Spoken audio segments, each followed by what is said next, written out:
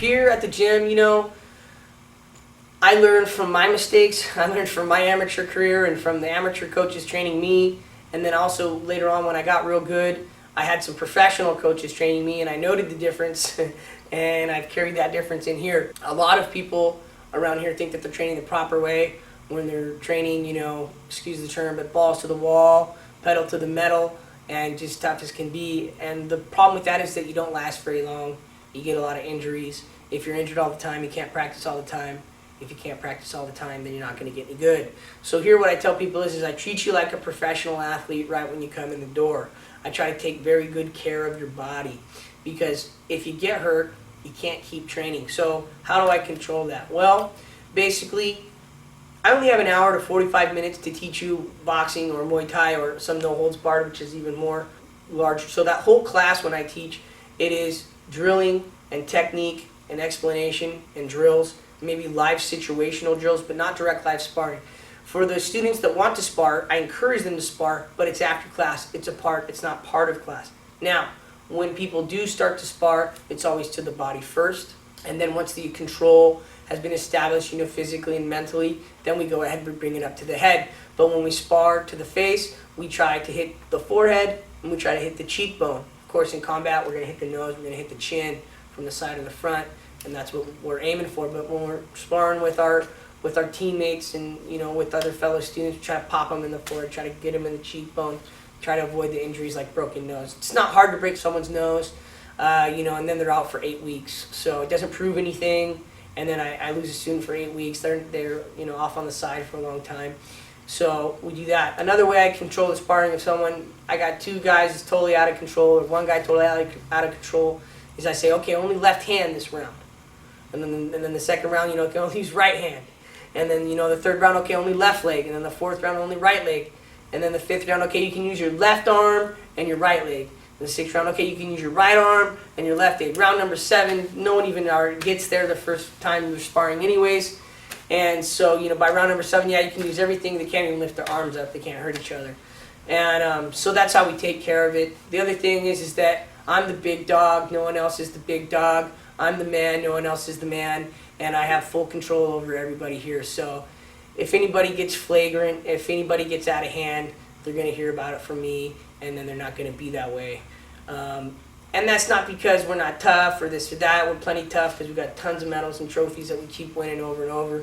It's just that that's the best way, you know, learn the skill, get good at it, practice it, enjoy it, and try not to get injured. Our injury rate here is very, very low, especially considering the vast array of techniques that we show. And really, we don't really have injuries. Every once in a while, maybe something just goofy happens, you know, bloody nose or something like that, or maybe not, someone's not wearing their mouth guard and a tooth will pop through a lip for a second. But we really don't have any serious injuries. If there have been any serious injuries, it's like we don't really have any actually. So I'm kind of proud of that. We have lots of medals and trophies, and that's from competition. And as far as I'm concerned, competition's where it's at, you know, that's the proving grounds. So yeah, we bring people into competitions heavily, into submission grappling. Every once in a while I'll bring people into competitions just for straight up normal wrestling. 85% of my students that go out to compete at a tournament will come back with a first, second, or third place medal.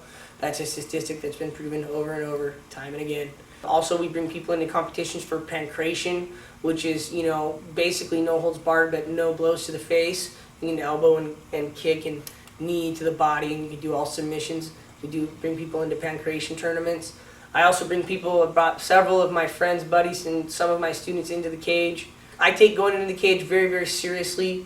You know, I don't like people coming in here telling me they're going to be a cage fighter, this and that, because, yeah, let's see if you stick around for a year and a half. Because, you know, 6 months, if you're a complete natural athlete with a lot of background and you're just a super stud and we're going to find you a fight that's winnable, maybe we can do that. But for most people, in most cases, it's a year and a half of heavy, hard training. And for most cases and most people, no one makes it that far.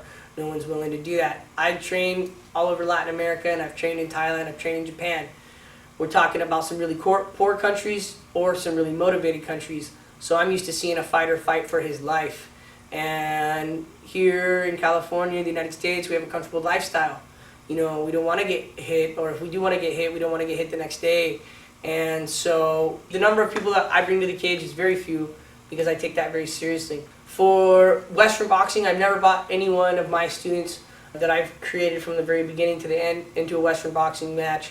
I have helped and given pointers and sparred with people and then brought them to a Western boxing match and been in their corner and helped them out. And for Muay Thai kickboxing, I myself have done some Thai kickboxing kind of grudge matches in Thailand and some impromptu matches in other countries as well. But I've never brought formally Muay Thai kickboxing students into the Muay Thai ring. We're going to be doing that this April, which will be really, really exciting. It's going to be a massacre because what happens when my students do go into the cage, we're throwing so hard and heavy, everyone wants to go to the ground. That's fine with us because we're super good there. Now, when we go into these Muay Thai matches, if we were in Thailand, it would be heavy competition, but we're not. And most of these people cannot Thai box. Even though all the rules are available, they can clinch, they can knee. They can't elbow to the head unless it's a professional match. But I believe they can elbow to the body. Never seen them do it. Everyone's knees here are very weak, not timed well, no footwork to the knee at all.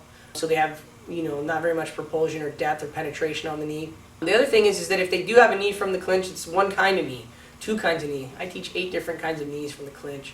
So when we do bring our guys, into these kickboxing matches this April, we're looking to do what we always do, which is dominate, and we will be. There's no way that it's not going to happen any other way because the physiology is behind us, so is the training and the knowledge and the know-how. We've always dominated in the cage. Stand-up, definitely a little bit different, but I brought plenty of cage fighters into boxing rings and had them win with stand-up in an MMA match. So we're going to have some fun with the Muay Thai for sure. This is soon for